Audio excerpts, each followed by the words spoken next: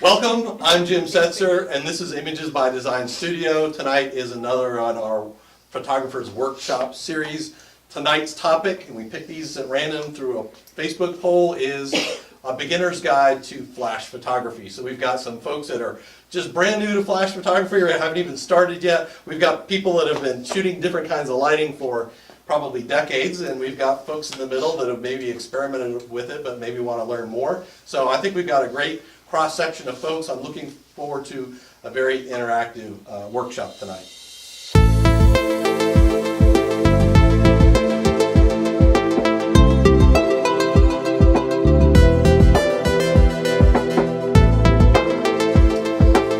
I'm going to give you two commercials before we get started, and no, I'm not going to try to sell you a timeshare.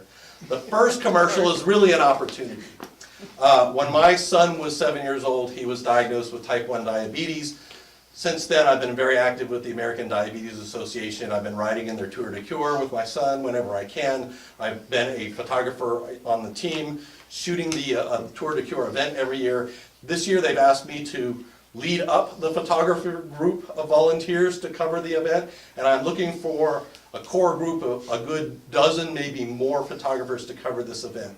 It's riders from everywhere from a 10-mile loop to a 100-mile loop. There's a 5K run, there's a walk, there's live music, there's food and craft. So there's opportunities for sports photography shooting, street photography, different kinds of things. It's a great opportunity, it's a great cause, and so I'm going to be starting to get photographers together and meet and start talking about, because it's logistically it's a big undertaking and I need lots of help. So look for an invite to come back and start some planning meetings, figure out who's going to be where. We're probably going to go down to Suffolk and we're going to scout the routes so we can find those great photographic spots where you can pull over and set up and shoot for a while and maybe move to the next one, all that stuff. It's April 28th, which sounds like a very long way away, but there's a lot of work to be done, so I'm hoping that you guys will come join me in this adventure and make it worthwhile. Sound good? The second commercial is for my studio. Many of you know, not only can you rent this studio space, but right now, this time of year, my most popular clients are for boudoir shoots. So I've got about 9 more days that I can take on about a half a dozen more boudoir clients, and we shoot here in the studio spaces. You can see we rearrange this, we make this very nice. My boudoir customers like everything from albums and books to box sets of prints or keepsake boxes to send off to their sailors at sea, things like that. We can get all that done. So if you've ever thought about doing boudoir, maybe you, Pete, or Boudoir. yeah, that would be boudoir, and we do that too. Couples and boudoir is it's all fair game. We'll make you look great, Pete. And or if you've got friends, spread the word. We've got a really great deal going on those session fees because I want to make sure we optimize this space. So there's my second commercial. Great. Again, I'm Jim Setzer. Thank you guys all for coming. Our topic today, Intro to Flash Photography. Agenda is a strong word, but for me, I'm going to go down rabbit holes if I don't put down a list of things to talk about in a particular order. So this is not a complete list by any means. This is about a half an hour before people showed up. I just jotted this stuff down, and so if you see something you want to talk about that's not on here, let's add it. If I say something wrong, Neil or somebody's gonna catch me in a lie, and that's perfectly fine too. And I'm just listing my experiences. So bring your own. This is supposed to be interactive, right? We always start with welcomes and introductions. You've heard me, so let's swing over here. Start with our beautiful model tonight and tell us what brought you to this particular workshop. Okay, well, my name is Debbie. I am just starting out again modeling, so I saw you had posted you were looking for someone, so I figured I'm going to jump out of my comfort zone and do something different. And here I am. Debbie was one of the very first models when I opened up the studio to come and do headshots and stuff, and so I'm really excited to see you back. It's been a while, Yes. a couple months, right? I'm Heather. Heather. I mostly just do natural light photography. So just kind of interested in learning. I have some lights, but have never used them. Great. I'm Neil Shavs. I'm still consider myself a student of these things, really, has still so much to learn, even though it's been decades, as you said.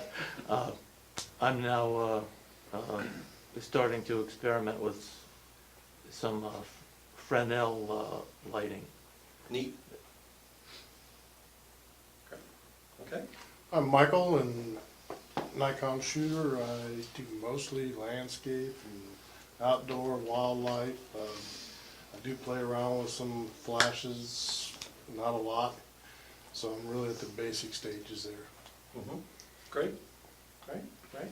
Yes, Ray, and I mainly shoot wildlife, landscape also, and I just wanted to come out and learn a little bit about the flashes. I'm basically a novice, you know, into this, and just want to learn all I can, so.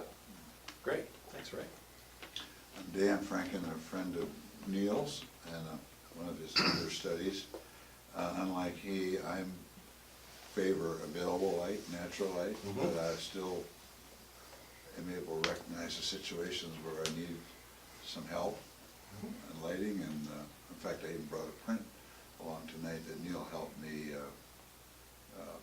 put the lighting together for a Christmas photo. Oh, great. So you can see Fantastic. that later on if you like. Thanks, Dave. My name is Brian Knight. I'm a Canon guy, normally shoot wildlife and sports. I've done some portraiture work with models before, but always struggled with lighting. That's why I'm here. Great. Good morning. I'm Pete. Anything Canon, as you know. A lot of natural light, outdoor stuff. I have some, what I call my portable studio, which I haven't had a real chance to use. I know what to do. I'm just not comfortable yet, so I want to see where to place the lights and how to get the different effects, the different Rembrandt look and all that kind of stuff. That's all Greek to me, so eventually I'm going to get it all, but this is a good start. It's actually Italian, but. Well, the Greek student too. I'm Liana. I just moved here a couple months actually. Welcome. Thank you. From I where? was Connecticut. Okay. I was really excited to see that this was happening. I just graduated undergrad, and before I was very into photography.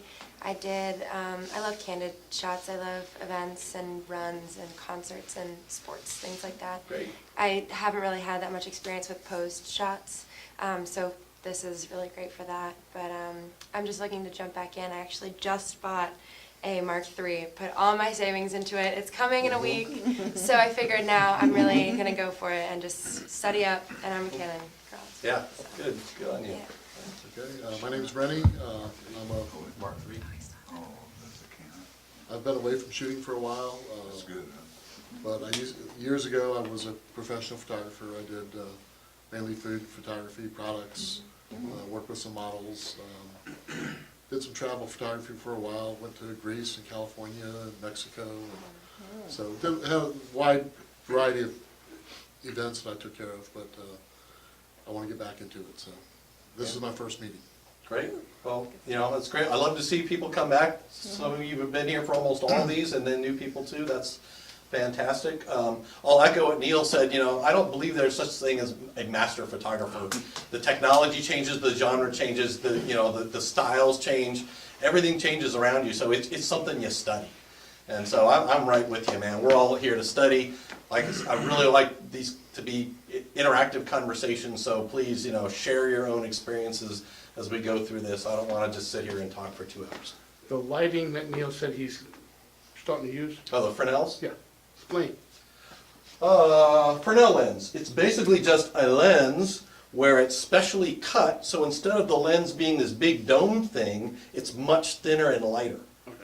right? So that's why you see all these weird little lines in here. If this didn't have it, this lens would have to be this weird, big, thick dome. Is that a pretty good explanation Well, for you? the ones I have are big and thick. They're about the size of a dinner plate and about that thick and quite heavy. But they're, instead of being cut in a continuous curve like a camera lens, or they're made of concentric circles. Right, exactly. Fresnel was the guy that invented the lighthouse beacon. Exactly. That's where it came from. Right. Yeah, because the glass would just be, it's just basically you get the same optical effect, or very close to the same optical effect, but much less glass, because you basically collapsed all that stuff down. So, there's all that.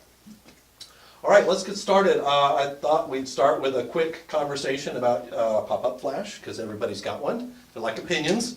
Everybody's got one, and they're worth about as much as most opinions as well. I'll plug in here so we can hop back and forth and you can actually see what's going on there. What's that? Yeah, that's a good camera there. What's that? I said, what's he holding? Oh, yeah. How can you do that without your fingers burning? See if I can switch over to, I'll make everybody dizzy. What body are you shooting there? This is a 750. Right? Yeah, it's a 750. Come on. Let's see. It's got a pop-up. It does have a pop-up. 500, D500 does not. Yeah, a lot of the upper end cameras won't, you know, a D850 doesn't, a D5 doesn't, a 1DX does not. 5Ds. Does the None 5D 5Ds. mark anything have it? Yeah, so there's reasons to have them, I guess. One of the big problems with them is that, you know, they're not waterproof, or it's another place where water can get in your camera, so it does reduce the amount of effectiveness there. Oh, let's do that. Should get this back. Oh, yeah. I hope everybody brought your Dramamine if you suffer seasickness. Anyway, so let's just take a quick shot of oh God, I gotta do it this way. Let's just take a quick shot of Debbie, and you'd think that this room light is actually pretty good, right? But so I wanted f2.8 because it's a portrait shot, and 1/100th of a second is a good shutter speed for portraiture, handheld with this particular stabilized lens. I know I'm going to get a sharp picture, and let's go back to that. But as you can see, keeping the ISO where I want it, very underexposed. In fact, it's clipped, right? You can see that I've actually just lost some details there in the shadows. That's unrecoverable, and so it's just the settings that I would like to use in this space are just simply not usable without some kind of additional lighting. I can always bump the ISO, but that'll bring grain. I could drop the shutter speed, but I might introduce some motion blur. So, you know, you could do this, right? You're in this kind of situation and there's not much to do, so I could.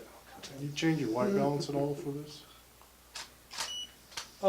No, I just, well, You know, That you one did too. trigger your off camera. oh, I'm sorry, this one's still on? Sorry, guys. Yeah, That's- now I can't see for the rest of the night. Okay, that's all right.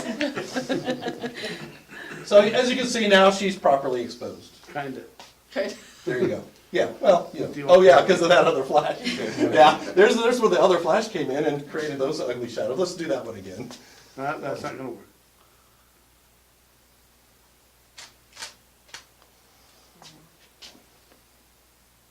So it's still on. Yeah, but probably it's kind of hard to do holding this thing because I'm. Oh, am I in Commander mode? Hold on a second. You're still triggering. I've got my flash set in Commander mode. Okay, now it'll work. We'll talk about that in a second.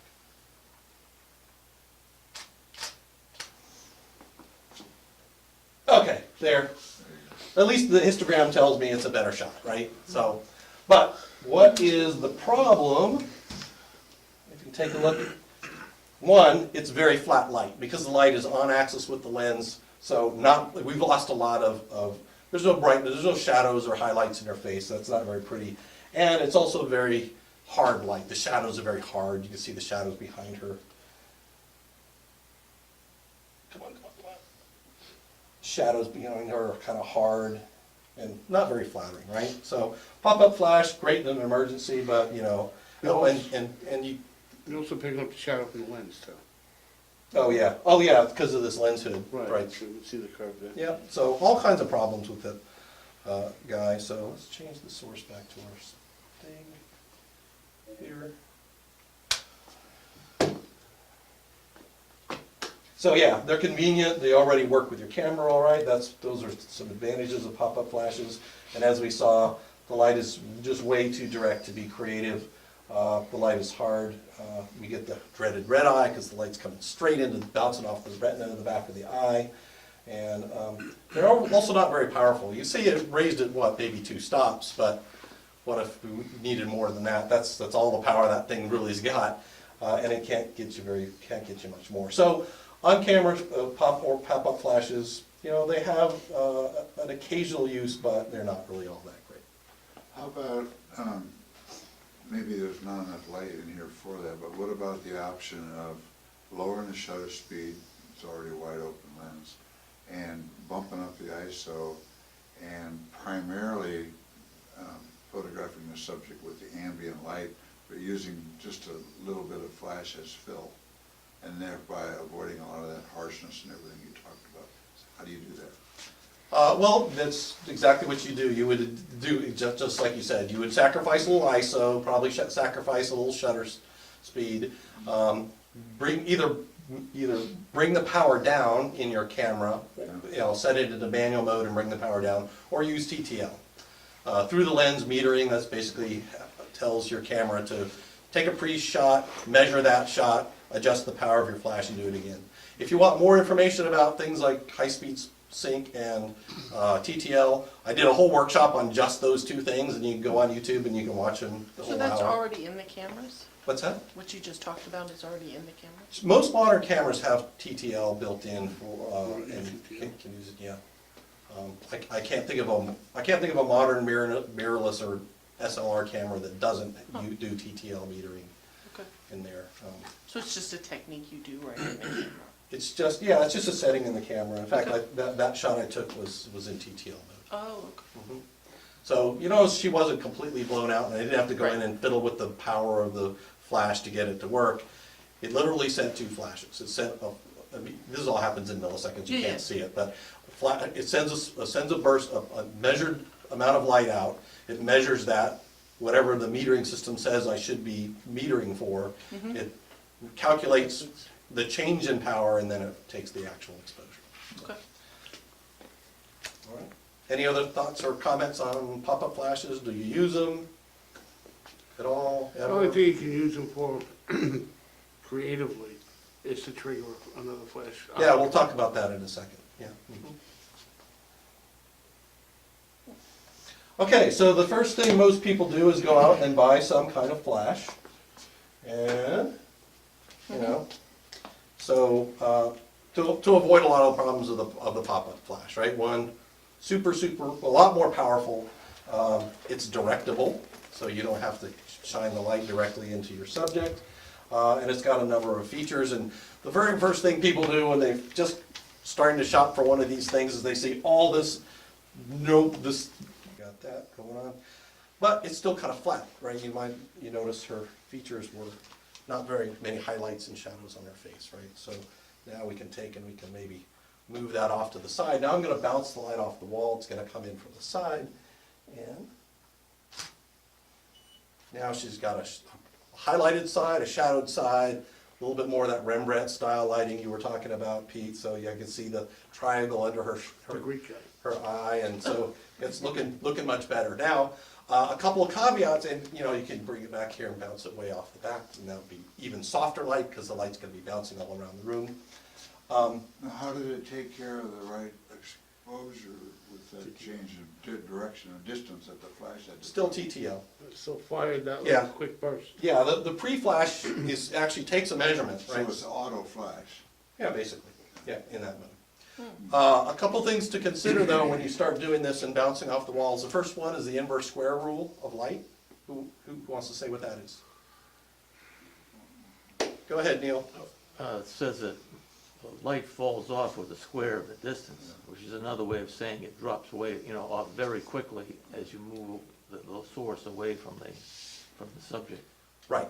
So I'm about a meter here from Debbie. So if I took a shot with a particular power of light and it illuminated her to some extent, let's say, just use arbitrary values, it looks like 100, which is good.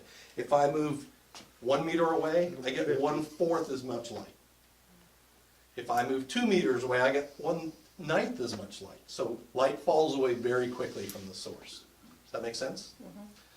So if I were gonna bounce off that back corner, I would end up using a lot of flash power to do it, because it would do that pre-flash. He would say, oh, I need a lot of light because I lost the light on the trap up there and back again, and so I would probably give me something close to a full power to make up for that in this particular mode. If I were in manual mode, I took a flash directly at her, I spun it around, and I would get a much darker exposure.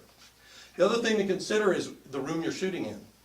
White walls are great, but even if I were to zoom in on that picture that I shot, I bet I'd see a blue cast in her skin, because you're gonna pick up whatever color you're bouncing off of is gonna be the light that returns to your subject. So be careful when you're using a bounce flash. Do that. And then back to your question, when would you use these things? So one thing to do is most ceilings and most rooms are white, right? So this is a very common way to just simply come in here and get a fairly soft light. However, the downside is shadows on the cheeks, because the light coming straight down, you catch the brow, and then you end up with, sometimes you get like dark shadows under the eyes. Just gotta be careful. So that's what this little card is for, is it takes a portion of that light and it sends it directly to fill in those under eye shadows you get when you're bouncing the light off the ceiling. So that's what that little card does. And then this little additional Fresnel lens, actually, you'll have to see what your flash says, but this will change the zoom by as much as 15%, 20%, depending on however they cut this Fresnel lens. And so if you wanted to say, oh, well, this is a 24 millimeter zoom in here, but I want it to spill a little bit wider, I could just pop this thing out and I would get more than 24 millimeters. Now, some flashes, when you pull that little lens out and put it down, it automatically, and I believe mine do, the Newells, takes it to 14, Oh, interesting. automatic. Okay. That's a Nikon with a Nikon flash, This flash was made by Godox. but it performs those automatic functions of zoom and everything, even though it's not a Nikon. It's made for Nikon. As long as it's made for the brand, because the hot shoes are all custom, right? So I could take a Canon flash and I could put it on here, but the only thing I could do is trigger it. Because the only standard pin is the one in the middle, that's the firing pin. In fact, you can fire a flash just by touching the grounding plate to the center pin. That's how a flash gets fired, is it just closes that with a little electronic switch. All these other buttons are all the data that we've been talking about, the zoom and the TTL and all that, come in these other pins, and every manufacturer has decided to make them proprietary, so you buy their but a lot of these third-party manufacturers might make flashes that where they just basically have a modular piece that is the electronics in the shoe for that particular brand. So you can get this particular brand, this particular model for Canon and Nikon and Sony and Micro Four Thirds and Fuji, and they make them for all the most common brands out there.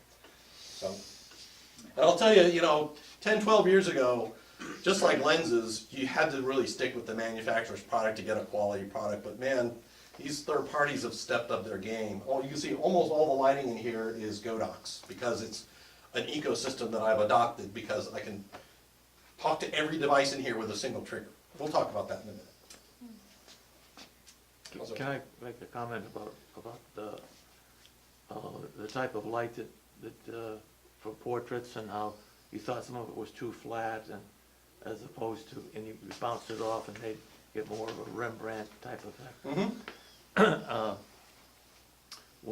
When I first started to study more about lighting, than I had getting a photojournalism course, which was just flash on the camera. Mm-hmm. I found a lot of help from photographer Peter Gowland, who was really an expert in flash, and he also invented cameras. He invented the softbox and the first use of the umbrellas and so on. Mm-hmm. And See, I told you he's been shooting for a while. he made the comment that in one of his books that if you ask people to show you one of their favorite photos made of themselves, they'll frequently pull out something like a nightclub photo, where the photographers had had a big flash gun, and, you know, right in the face, flash right in the face, more like reporters. And the reason for that is because that type of lighting is very flattering. It wipes out all the wrinkles, and they looked then more like the photos of the movie stars that they idolized being photographed with those kind of cameras and, you know, in the movie magazines and so on.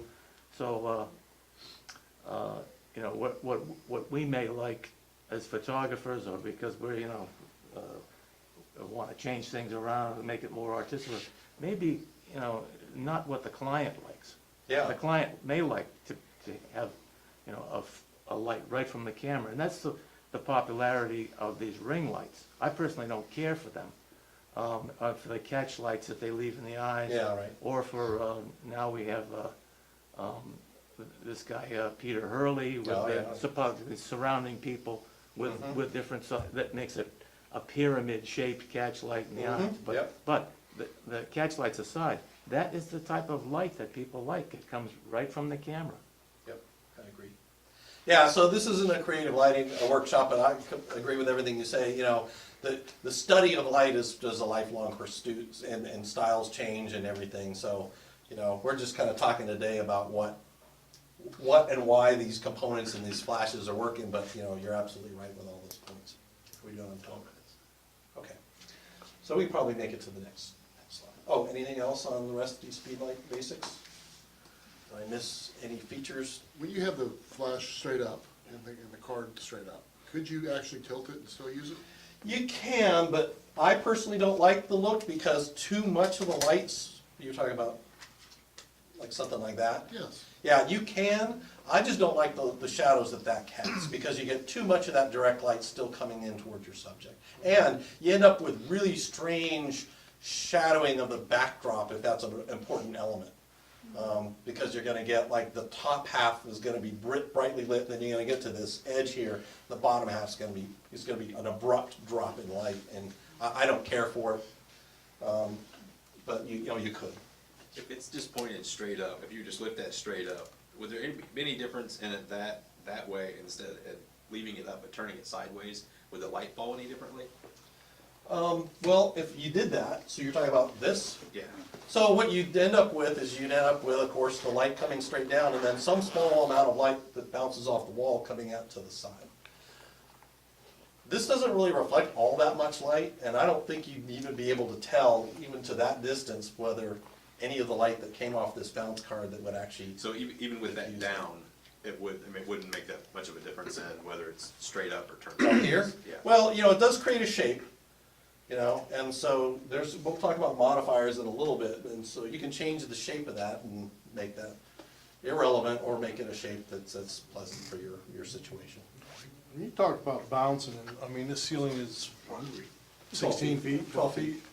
All right, so it's not that far away, so you get a good bounce from that.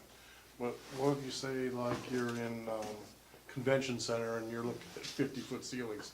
Is it gonna get much of a? Probably not, yeah. Not with a speed light anyway, they just don't have enough power to reach, their light just cannot reach that far. Yeah, I didn't think so. You're doubling it. You're going up and it's gotta come back down. Right, Yeah, exactly. well, I've seen it twice now. in That's the when they last call few for months. Neil, he's got some powerful strobes that take care of that.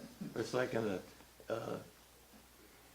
people used to go to concerts and sporting events and stuff, and you see all their little flash guns going off, Oh, yeah. their flash cubes, and of course, Well, it's a waste. it won't like anything, right? It's still so far away, it doesn't do Yeah. anything. Yeah, it does nothing but show that, but look cool to the people on the other side of the arena, all the twinkling lights. That's all you're doing, but you're right, it's just So you crazy. get the people on the beach taking a picture of the ocean. Yeah, Is that like going? yeah, There's exactly. a guy in France going, ooh. Yeah. All right, power and batteries. Traditionally, these things were driven by AA batteries, and still a lot of models out there are AA batteries. I think this one's got AA batteries. And if you're a wedding shooter and you gotta like carry 6 of these things around, and you're charging up banks and banks of AA batteries, it's a pain in the butt. Plus, AA batteries together is not that big of a battery. AA cells together is not that big of a battery. I've switched to these things. This is a lithium ion battery pack. It's 11.1 volts, so recycle times are very fast. And they're a lot easier to charge, they're a lot easier to carry, they're a lot easier to swap out. A lot more expensive. What's that? A lot more expensive. Not really. This company makes a Okay. AA version of this exact same feature for feature, but AA, the difference is $50. Okay. How much is that one? I think this was $200. Okay. Yeah. Yeah. Your other option would be an external battery pack like in this picture. So a lot of flashes have a little port right here, and you plug in a coily cord and you carry around this big honking battery all day, and while it lets you shoot all day, it's one more big clunky thing and this big heavy duty wire for all the wattage that's passing through it. So a little cumbersome, but it's a way that you can get that done. And that lithium ion will last a long time. The lithium ion will last me a long How time. many clicks can you get out of that full power? Full power, I want to say like 800. Now, you know, the industry's really moving a lot. Like, here's an interesting example. This is kind of a hybrid. This doesn't have a hot shoe, obviously. You can't put it directly on your camera, but it's much more small and lightweight than a traditional studio strobe like these things. This is still 200 watt seconds, so it's still a pretty beefy light, and so it's really kind of like a mini studio strobe. But you can carry it around. You can put this in the same kit and modifiers as most flashes. So there's a lot of options these days that you didn't have even 5 years ago, as far as flash photography that you can carry on the go with you. So say you're in like a big room, like a convention center, or I'm thinking a wedding where it's really dark inside and people want pictures together.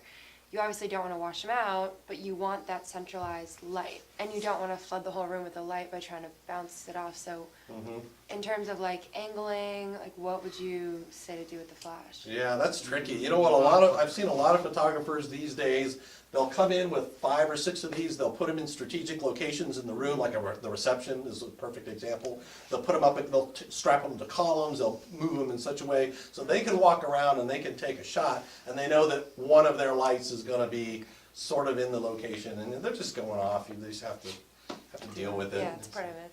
For that situation, you probably want some sort of a modifier. Oh, You're yeah. going from table to table, is that what you meant? Yeah, just like dance floor, like. You have a modifier at that point. Yeah. And then, okay, so yeah, let's talk about modifiers for flashes. So over you saw some of the modifiers that come with a modern flash, like the Fresnel lens and the bounce card, but a lot of times this is still kind of too harsh and direct, and maybe you can't bounce it off the room because it's a big hall. You really want to be able to use this light directly towards your subject. This is still pretty harsh, so what do? You use modifiers. So there's all kinds of different ones. I just print this with my 3D printer, so I don't have to deal with it. But MagMod is a good system. That is a nice diffuser, and then when I put it up, I get some percentage goes straight toward the subject, but I still have enough light coming up the back. You can do, this is called a snoot, which is basically just something that basically brings the zoom further back, right? So this turns this into basically a 600 millimeter is what I printed this to be. And then I can put a grid on it so I can keep the light from spilling a little bit more. There's gels. This is stuff I built, but you can buy things like this all over the place. Gary Fong Light Sphere, which is a really good way of filling up trash cans. But there's a lot of different options there as far as, changing your light and modifying your light to fit those kind of situations. For a few bucks, those are great, but, Oh, yeah. Yeah, those I little, used to use a 3x5 index card taped to my flash. yep. There's all kinds of creative things you can do. Yeah, those are great light, yeah. Yep. I also used to raise my flash up above my camera. I have a bracket. Oh, bracket, you bracket. Yeah, that I had made. I would raise it up about 3 inches and just angle it down just to 3 degrees. Yeah, we'll talk about off-camera flash here probably next. Good segue. Yeah, so while the flash is mounted on the camera, you're kind of limited in the amount of direction you can bring the light from, right? If you're not bouncing it off a wall, you're still going to be pointing it at your subject. So wouldn't it be nice if we could just take the flash and just move it a couple of feet over? You know, give it, so I still can shoot directionally, I can still get a highlight and a shadow if that's what I'm looking for, but I can point the light directly at my subject and get that fill that I'm looking for. So there's a number of ways to take the flash off your camera. One of them, let's see if we got hot shoe extender. So basically it's just a cord that you plug one module into here, one module there. It just extends the wiring is all that really does, right? Those were pretty popular. They would end up, wires would, you know, use them a lot and the wires would break and you have to replace them, and they were usually like, what, $50, $100? Extension cables were. PC sync cords, that if your flash and your camera had one of these little PC sync ports, you didn't have to use your hot shoe, you could use this alternate, but if you notice, it's just for triggering only, none of the other signals are in a PC sync port. But if that's what all you need to do, you could do that. Oops, come back. Optical triggering, which we previewed a little while ago. Basically, I tell the pop-up flash in my camera, instead of flashing a very bright light, flash a light that contains all the data signals that this off-camera flash can pick up and read, and that works pretty well in a lot of situations. If you're indoors and you have a line of sight between your pop-up flash and the little receiver, which is usually behind some red plastic lens. So this will work great if I'm doing this, but it may not fire if I'm behind me, especially if you're outdoors where that light from the pop-up flash can't bounce back and be read by the little infrared eye in your flash, right? So there are limits to what you can do with this optical slave mode. Bright sunlight. Yeah, bright sunlight, the sun just overpowers this thing, so it just simply can't read it. So there's circumstances where it doesn't work. So what's really popular these days is to use radio frequency triggering. So you've got a radio transmitter, sends a good, strong radio signal. It's all digital, it's all spread spectrum encoded, and so it's very nice. And then you just pick it up with the flash. So there's a trigger. That's a receiver. Here's a trigger. So you would buy this triggering kit. And let's see, what are some of the really popular ones? There's radio poppers, and there's the Pocket Wizard. Pocket Wizard's very popular. I happen to use this set because it's what's built inside all of these And studio your lights. manufacturer has it too. And every manufacturer has it. So, let's suppose I'm using, let's go pick this guy. So this guy doesn't have any radio receiver. You can only talk to it through the hot shoe. But you can buy the receiver mate to your trigger, and now basically this is the wireless version of that. Okay, so now I can move this like 100 meters away, in the other room, depending on the model number, and you can sync these guys up and you can have one trigger the other. Yes? So they don't make a Bluetooth lens, or flash? No. And you wouldn't, because Bluetooth is a pretty limited range. All these have about 100 meter range, just about. And so you can do a lot more with it. And different channels and different groups. Yeah. So, I'll just quickly talk about that. So there's two different ways that you separate the signaling.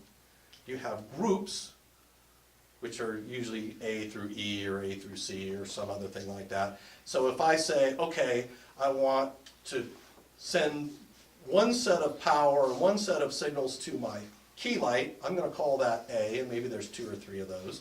And then I want to send another different power level, other different settings to another set of lights.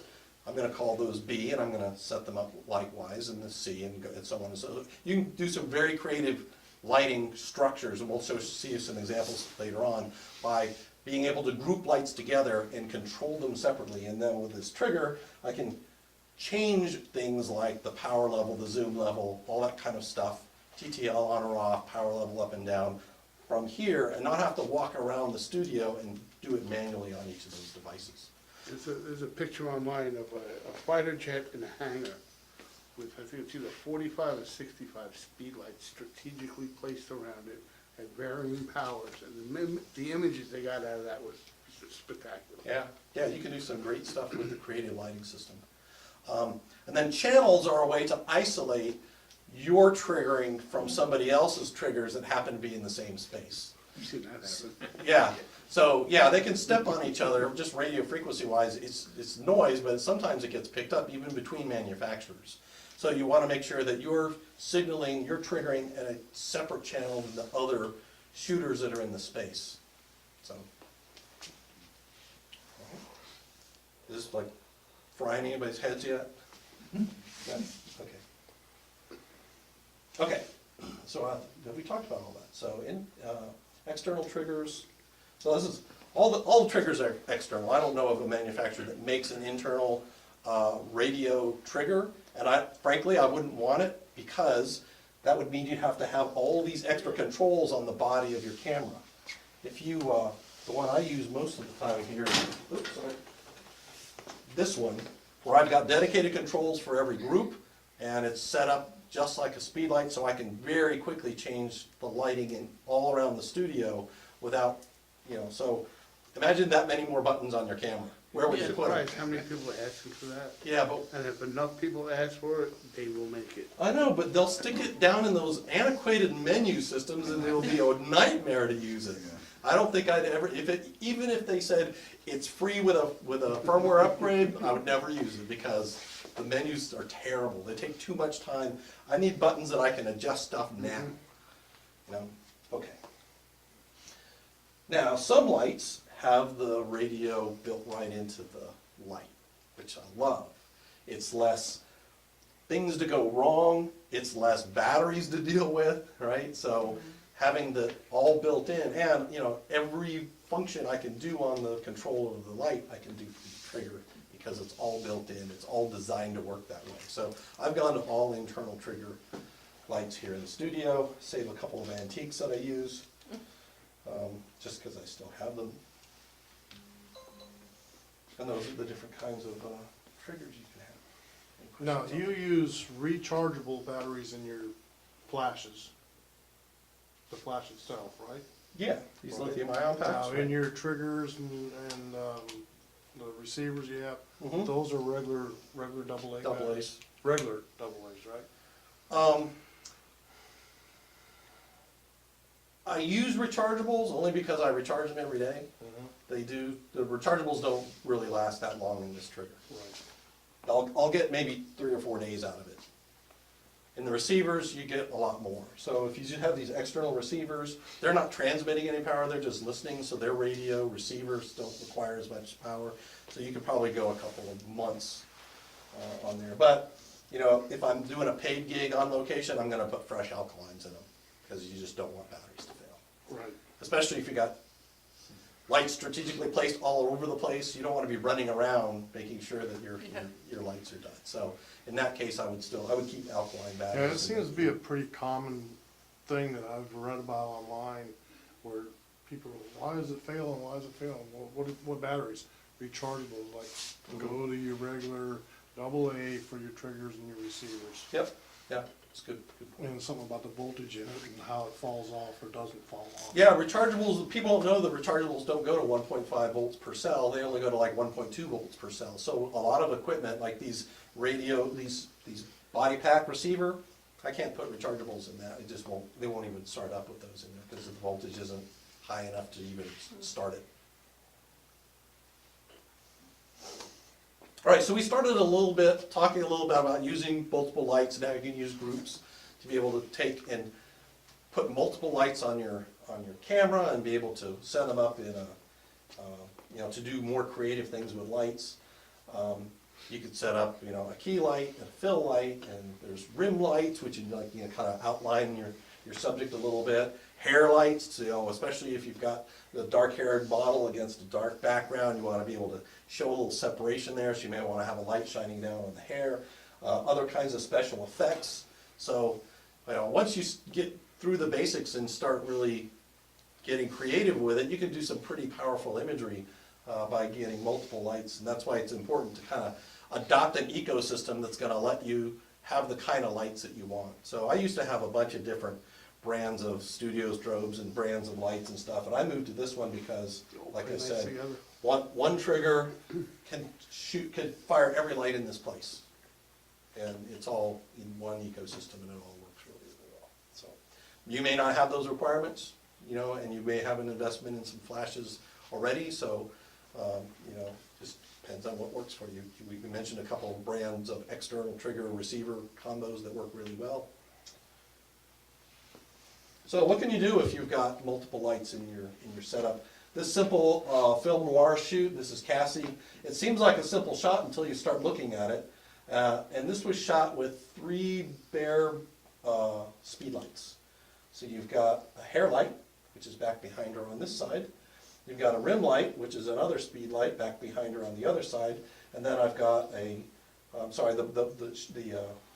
speed light in front of her has got some kind of modifier. See how nice and soft fall off. So that's the kind of thing we can do. And you got 3 lights, right? And it's like I said, these were just speed lights. There's nothing big, nothing expensive. It's just plug them in and go.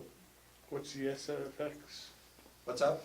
Special effects? Oh, is that what that is? Yeah, I think like gels and other things. Like a lot of times, if you want to change the color of the backdrop, I use light shining into the background to kind of change the color, or add textures or whatever to the background. Here's one I shot last weekend. This is 6 lights. So I've got 2 strip boxes coming in from behind her as rim lights. I've got a single light on this mirror behind her to highlight that. I've got this AD200 far away to highlight the little antelope skull. And I've got a fill light, and I think that was it. So 1, 2, 3, 4, 5, 6, 5. There's 5 lights in this.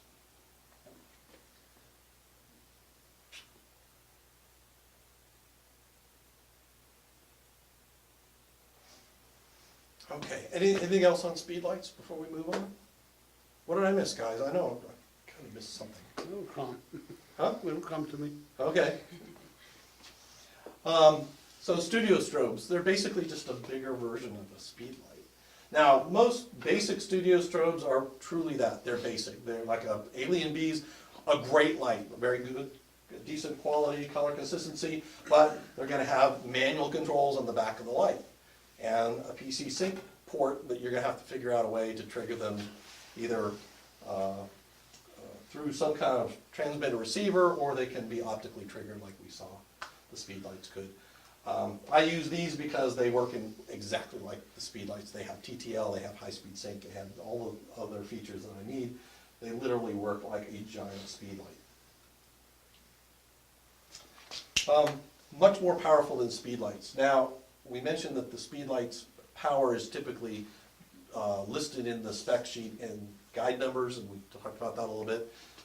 Studio strobes are measured in watt seconds. So how much electricity am I dumping into that flash tube when I trigger that thing? And so, again, it's not a perfectly consistent measure, because there's, you know, what's your modifier, how efficient is the flash tube itself? Some are more efficient than others. And so comparing different brands, now 200 watt seconds is going to be much different than, say, 800 watt seconds. But if you're comparing 2 lights and one's 550 and one's 600, you may find that the 550 has got a more efficient tube and it's actually brighter. You just never know. This light and that light both have 600 watt seconds, but that one's a half a stop less light. So, and they're by the same manufacturer, the exact same thing. That's just the newer version that just hasn't come out yet, actually. So, but you know, there's some inconsistency. There's not a perfect measurement because it is a measure of electrical power. It's like the horsepower rating on your car, right? The horsepower is rated at the crank, not all the losses through the transmission and the wheels and all that kind of stuff. So whatever your car is rated horsepower-wise, you're going to find at least 15% less horsepower is actually making it to the pavement. So there's that. Less portable. These guys weigh up to 6 pounds because they have the battery operated, and AC ones obviously be less heavy, but if you're talking about portability, that means you got to bring AC to DC or DC to AC converter, basically a big battery pack or a pack and head system. So they're, compared to a speed light, they're much heavier, right? They do have modeling lamps though, and that's a big feature, so let me do it using this. So a modeling lamp is just another little lamp that's built into this thing. There we go. And so this is a hot light that's built into the light that allows me to kind of come around here and shape the light, see how I can say, oh yeah, all right, that looks pretty good. Now I know the location for my light, so when I take the shot, I know that, you know, I've got a model of what the light's going to look like. And most of your studio strobes have modeling lights. And I can change the power up or down. And that's really good for setting up your lights. You can kind of get the idea of the shape and how it's going to fall off from the modeling light, and that's something that, you know, you're not going to get with most speed lights. They all auto hours. What's that? There is a modeling lamp feature on this kind of speed lights. Yeah, so this one has kind of a pseudo modeling light. I'll show you this.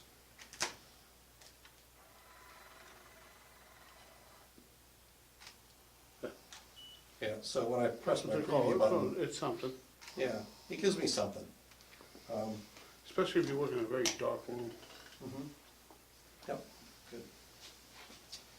Let's see, a lot more options for modifiers. So when you get into a studio strobe system, they're going to have some kind of mount, and every manufacturer has got their own proprietary mount.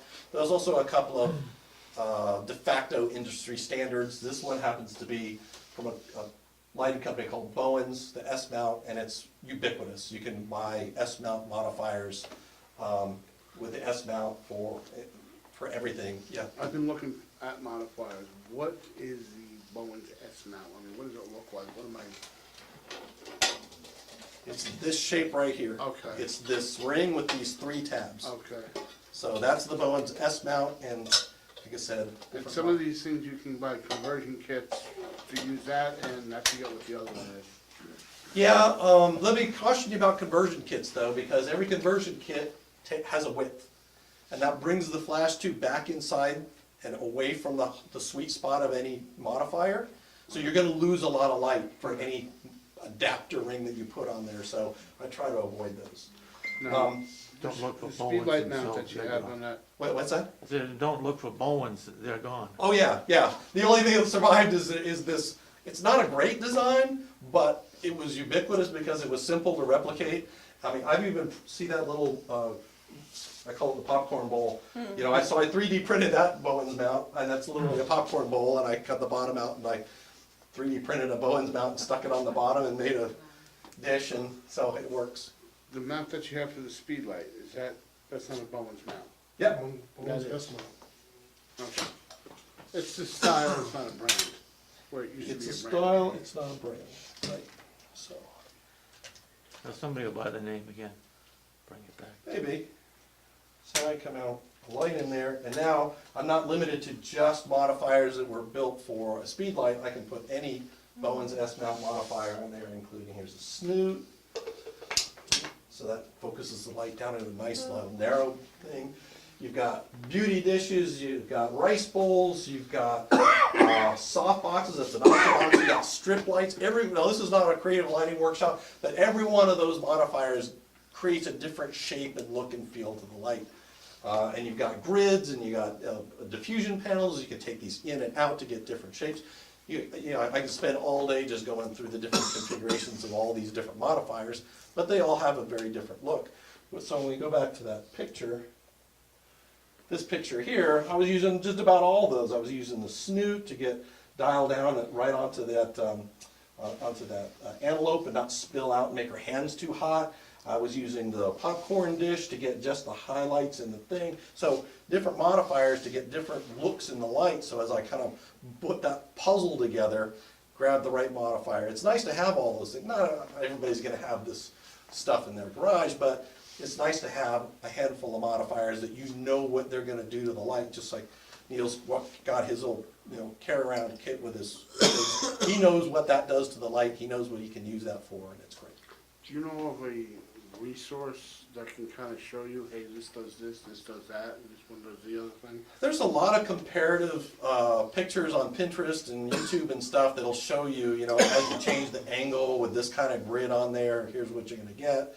You know, octabox with and without grid, with and without diffusers, different angles. You just kind of have to go and look at them. Brand-wise, yeah, you can spend a lot of money on an Elinchrom or a Profoto or one of these higher-end optics companies that make these things.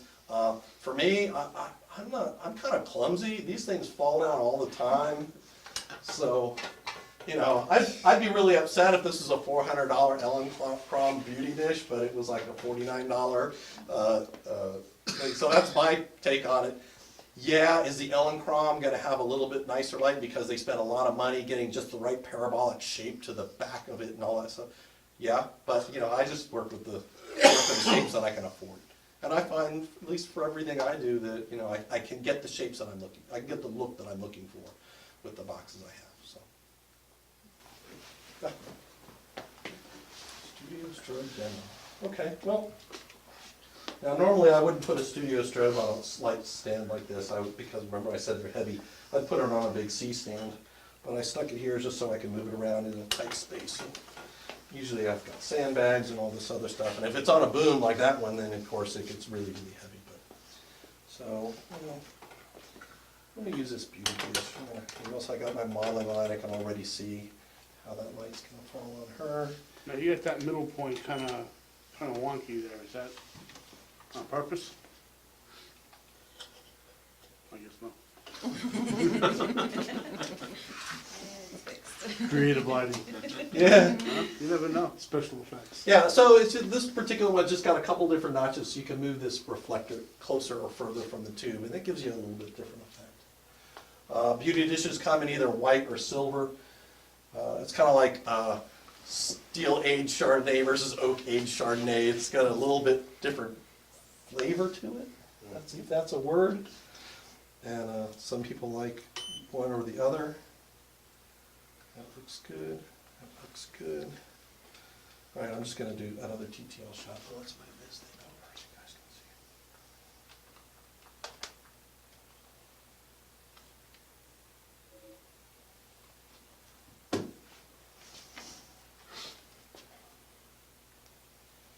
see Did it like something there? it.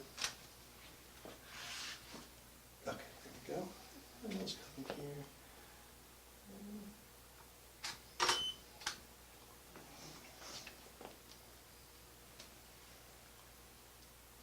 And you can kind of see the, again, Rembrandt-y style light. She's highlighted on this side and shadowed on the back. See a lot of our lights falling off to the background. If I wanted to lessen the amount of light that's falling on the background, obviously I'm taking a portrait in landscape mode, so you guys don't have to turn your heads over. But let's suppose I wanted to keep some of that light from falling on the background. Put a grid on there. Now let's see how different that looks. I'm gonna try to get roughly the same shot. Don't smile. Why do you say that? Yeah, that's perfect! But the point I was trying to show is with the grid, you see how much less light has fallen onto there? Because, you know, the light won't go, if I can't see the light here, it's not going. So the light's basically being stopped at this angle. So all the light that was bouncing off this side and hitting that over there has been kind of stopped. Now it's going to give a little bit harder shadows because more light coming toward her is going to be more parallel to the camera in this particular case. I don't know if this is for this talk or not, but can you explain why the closer the light, the softer the light? It's because more light is coming from different angles When it's closer? when it's closer. So the light's all kind of bouncing around and stuff. This light were in the other room, the only light that's going to reach her was all the light that was leaving in a line parallel to her. So the lines are going to be sharper, the lines are going to be more parallel, they're going to be less scattered, because all the ones that scattered have all fallen away, further away. So when I'm trying to get a nice light, soft fall off, I'm going to bring the light as close to the subject as I possibly can. In fact, in this pictures you saw from earlier, I literally had to clone out some of the lights because I shot them so close to the subject, they were in the frame. So I photoshopped them out because they're right there next to her, so. But yeah, the closer it is, the softer the shadows are gonna be.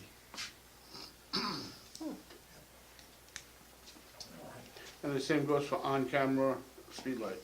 Oh, yeah, light behaves the same. It just travels in a straight line, right? So it's more surfaces to bounce off of, the more diffused the light's gonna be.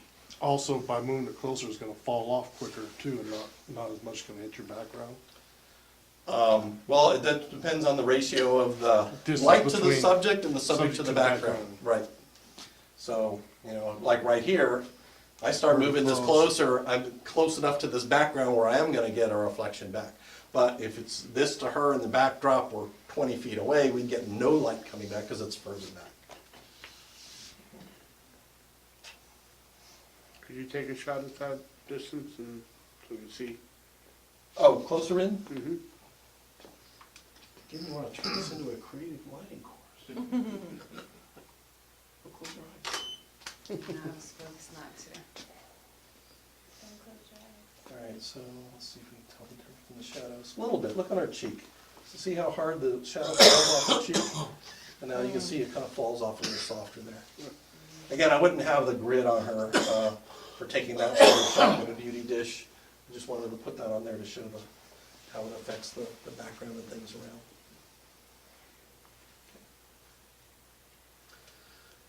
Brain explosion?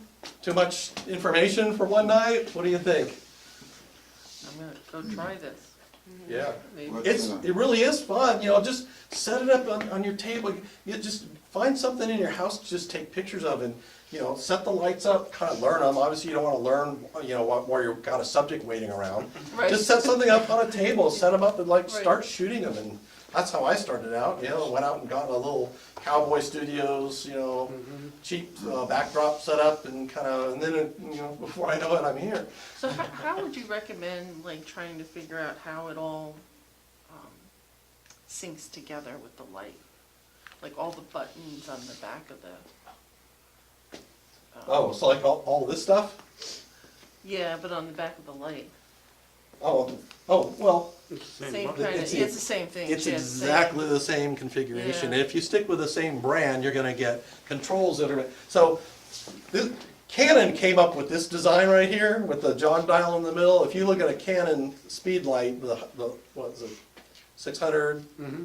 You want to take? RT, these controls are direct mimic of those. And so, once you know that particular setup, so these buttons, in order, on-off switch, obviously. This controls the mode that this is in. It can be this trigger.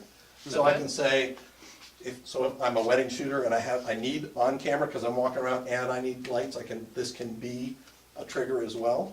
I can put it in optical master, so I can optically trigger other things, or I can put it in optical slave, so I can take it off camera, or I can do the same thing with radio frequency. So that button there cycles through all those different operation modes. Then depending on, it's context sensitive. I don't know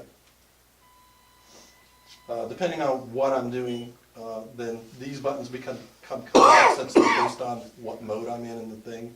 So like right now, I can change my power up and down. Here I can change the zoom. Over here I change between TTL and manual and stroboscopic modes. Oh, so if you just want it to, I guess, sync with the camera, you just put that in TTL too? Yep. Okay. And then here's the test fire button. So it looks like a lot of buttons right at first, but it's really not. I just put it on and see what happens. Yeah. Which is why I'm It's a here. good I'm example of RYFM, read your manual, right? Right. It's not a bad idea to read your entire Flash manual when you first get into this, because there really is a lot to learn, a lot to Plus, learn. the other thing is, get on YouTube. Oh, Yeah. All these flashes, there I've are got a so- great product review video on this, and this, and this, and this, yeah. I mean, Yeah. there's so much on there, and people that know these things inside and out, and they take you through it and show it to you. It's like, and a lot Can of you times, just, oh, sorry. a lot of times it's easier than Right, reading, exactly. Trying to figure it understand out what the yourself. manual says. Yeah, because they don't explain the Get the stuff. They visual. say, this is TTL, but maybe they don't explain Right. what that is. Well, when you think of it, I mean, there's really only three things.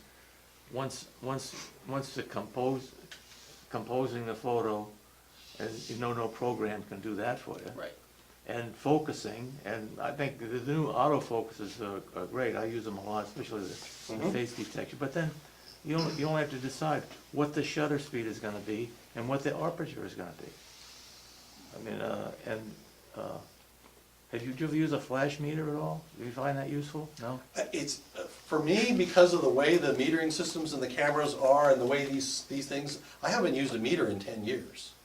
I just haven't, because I know my lights and I know my stuff, and I trust the meters that are built in, and so it's just one less thing that I have to have around the studio that I gotta carry around with me, and it takes me more time to meter a set than for me to actually just create it nowadays. So I can't remember the last meter I owned. Do you ever use a gray card?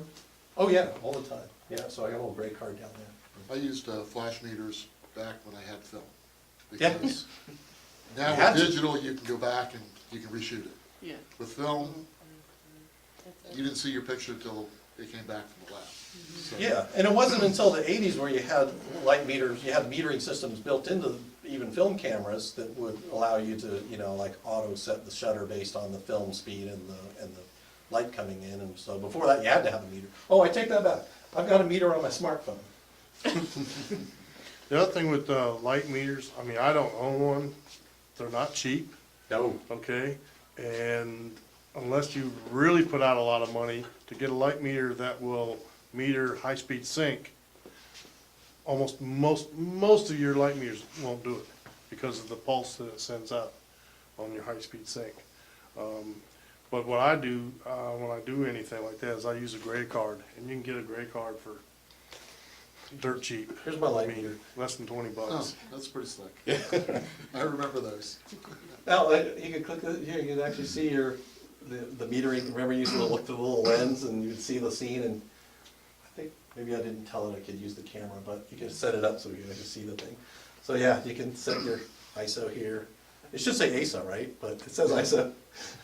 Anyway, I'm sorry, you had your hand up for like 10 minutes. It's fine. I was like, don't forget, don't forget. Can you just one more time in your words do the difference between the slave setting and the master setting? Oh, yeah. The master is what's sending the signal, and the slave is what's receiving it. Okay. Because on the actual flash, I have one on mine, I just checked, you can trigger it to slave or master. And so is master, would that be more the automatic No, versus? master means he's gonna tell the other flashes what to do. Okay. Slave says he's gonna listen to the master. Okay, so if it's just that one flash I'm using on my camera, what setting? Yeah. So I should always have it on, Yeah, so whichever one you have plugged into your camera, it's the master, because it's receiving the signal directly from the camera. So I put this one on master. Canon is officially renaming those, so seriously. Yeah, It would be politically Sender incorrect. and receiver. Oh, yeah, Or right, Trigger yeah. and receiver. That would make sense. yeah, the first thing I saw was. Right, and then I just change this one to slave, right, because it's receiving the signal. So there we go. There you go. Right, right. I'm blind. We driving home like this. Yeah. Stevie Wonder.